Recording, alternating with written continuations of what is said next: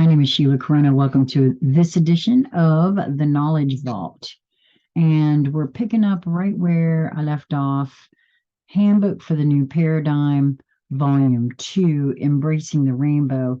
We are on session number 31. If you are following along with me in the book, we are on page 220. And so this begins the understanding gained through the reading of this material, especially those that have contemplated and pondered it for the specific purpose of feeling if there is a resonance with the truth present, has changed each person's perspective. Knowledge, once gained, changes the reality through which life process is viewed and contemplated. When the purposefully focused mind clutter is observed with the discernment of its intended design, the perception of current reality is different. Even if the observer chooses to ignore the truth that was considered as a possibility, the ability to blend again into the sleeping masses can never be accomplished. That's true, by the way, in my view. It remains in the background, and circumstances and events will continue to trigger the awareness of the truth. In this way, the seeds of change are planted and will begin at some point to grow and bear fruit. I personally feel like this is what has been behind my drive, absolutely driven to make what some people call woo-woo, to pull it into the mainstream conversation, because it's not woo-woo. Magical thinking doesn't belong, isn't scientific. It is absolutely scientific, and one simply has to create their own experiments and try these things for themselves, fully expecting them to work, and they will. At least that's been my experience so far. And quite frankly, I feel like this right here is part of that. That's, for me, I feel that very strongly in what I just read. Those who reject the information before considering it at all will find the choice will be offered again before the project of the new paradigm is complete. I do feel that's true as well. The message carriers must understand that even though many will reject the information, making the contact invokes the opportunity of a future choice. In the case of those desiring this information to be accepted by family and friends to whom there are emotional attachments, this should be a comfort. The second offering will usually be through another messenger and is more likely to be accepted for two reasons. Well, I want to stop before I even read that and say to you that any parent can feel what that is. I know for my son, when growing up, I would share with him my point of view about his behavior, or what would be best for him, or what would, what is expected, or whatever, right? And he wouldn't believe me, he wouldn't do it, whatever. But some other adult, or even in his case, some of his friends, would say something to him that he couldn't take in from me. But then I would see him absorb it from these other beings. And so I know that that's a very real thing. And I will bet money that there's a lot of parents out there that know exactly what I'm talking about. Didn't I tell you that? Why couldn't you hear me when I was telling you right? Everybody has had that happen, I think, in one way or another with someone, in my view, anyway. So I'm going to read that again. The second offering will usually be through another messenger and is more likely to be accepted for two reasons. First, it has been heard before, and it is easier to accept on a logical level that does not have emotional triggers involved. And that's how it usually is with loved ones. Can't get around that generally. In this way, each may be prepared for possible rejection, but will also know that even when that happens, a contact link is established, not to mention the more you carry it in your field, the more you stand in your own integrity of what you know to be true. This is what I'm doing. The more that just permeates and emanates, and they feel that. You know what I mean? The gift is given whether it is accepted immediately or at a later time. If not accepted at all, then the difficult lesson of allowance is to be remembered. For each has their free will choice. And I have been saying that for a long time. There is also the possibility that as the scenario evolves, these skeptics may seek out the information, the focus of intent, through blessing the individual's, quote, for their highest and best good, or a similar invocation carries the energy of the creative flow of expansion.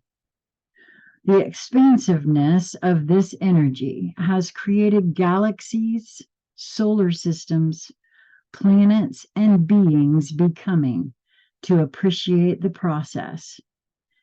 This energy is as powerful as it is subtle. The more relaxed and knowing the intender, that's in quotes, the more potent the result. I can feel that. That feels right smack on to me. Because if there's any kind of tension or fear involved, because, oh, you just got to get this, you just got to understand. That's not, it carries with it fear to me anyway. As the messages are circulated, accepted, and contemplated, the law of attraction begins to draw and attract more people of like beliefs. I've said that. I want no hostages on my journey. Everything has to be by magnetic attraction. People got to want to be here. They got to want to be around me. They got to want to be doing this, or, not being afraid of chatting about consciousness. Otherwise, why play? Why even try to enter into a relationship of play? But what would be the point? It would just cause issues for everyone, right? Those those who are awake are beginning to realize that there is little information that goes the essential step further to suggest a true solution to the situation. And this is true. Certain survival preparations are necessary, but these do not offer resolution. This awareness is magnetic and invokes an answer to the question of, what can we do? Something popped up on my screen here. There we go. The viable answer that provides a cure and not just a symptom relief is found within these messages. The way in which other suggestions for resolving the situation at hand may be measured is to consider whether they offer a cure or merely symptom relief.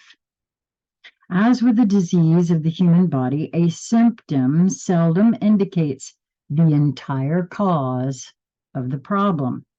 The symptoms now affecting the whole of the human population and the planet are so numerous as to make an overview difficult. Few have the time or have the tenacity to come to a clear conclusion of their own. They depend on the media and other controlled opinion givers for their picture of the larger reality because it is purposefully available for easy access. Well, isn't that true? Not to mention, because everything we've ever been taught, programmed with, or whatever is not quite the full, absolute truth either. That's what makes it really difficult, right? It is psychologically written to present only facets of situations and events so as to deceive the listener / observer and encourage the unconscious cooperation needed to complete the preparations for enslavement, one cautious step at a time. And that's why the terminology of being awake seems so apropos, because once one begins to really pay attention, one can actually feel and hear and see the puzzle pieces in the speech. At least I have been able to. So back to the channeling session here. As the time draws near, the puppet leaders become more impatient and careless, yet the masses still do not hear or see. Know that this also serves the implementation of the new paradigm project. Be patient and lay the foundation blocks steadily and with purposeful resolve. Join in small groups of like awareness and contemplate the wording of the purpose. Pass the messages and know this is the process of thought, thinking within the universal laws. The desire for this new experience is already attracting its energetic format. Trust the process. This project has the blessing of the planet and its inhabitants as a whole, as its purposeful intent. That is a major plus for the insurance of its success. It does not require passion and zeal. Contemplate standing on the first stone outside the downward spiral, knowing the possibilities available when there are moments of discouragement. Smile. You are on the willing and winning side. Oh, no, sorry, that's team, winning team. Wow, keep in mind that these were written well before 2018. This book, in this compilation here, which is actually 3 books of these very short channelings, this was published in 2018. These were channeled in the late 90s, I want to say, into the early 2000s. The most recent historical thing that I have found so far seemed to be in 2003. And I have, as part of our book club, where we are reading these and discussing them together, the being who shared that with me, because she used to get these in email form, print them out, and share them around, just like it's talking about. So I find it highly interesting. And so I hope you've enjoyed this. I hope you'll come back and join us for number 32. Now, if you're finding this, if you're seeing this for the first time, here on my channel, Sassy Seer Sheila, this entire thing is in a playlist. Volume 1 is in its own playlist, and it should just go, if you start with the very first one, it should just follow along. On my collaborative channel, New Light Streaming Love, it's part of the Knowledge Vault, and it should also, I don't know if it's in a playlist or if it's, I think it's in a playlist, and it should go one for it's a, but it's in the Knowledge Vault playlist on New Light Streaming Love. And on Rumble, they don't have playlists, but it should be, you should be able to find it. Like I said, this is volume 2, and I am about nearing the end, and then we'll shoot on over to volume 3. I hope you will subscribe if you like what you're hearing here, and I hope that you will move in every moment towards that which brings you the highest joy, because it really is just a perspective, and it is a very creative and, for me, expansive flow to it. So be well. Till the next time.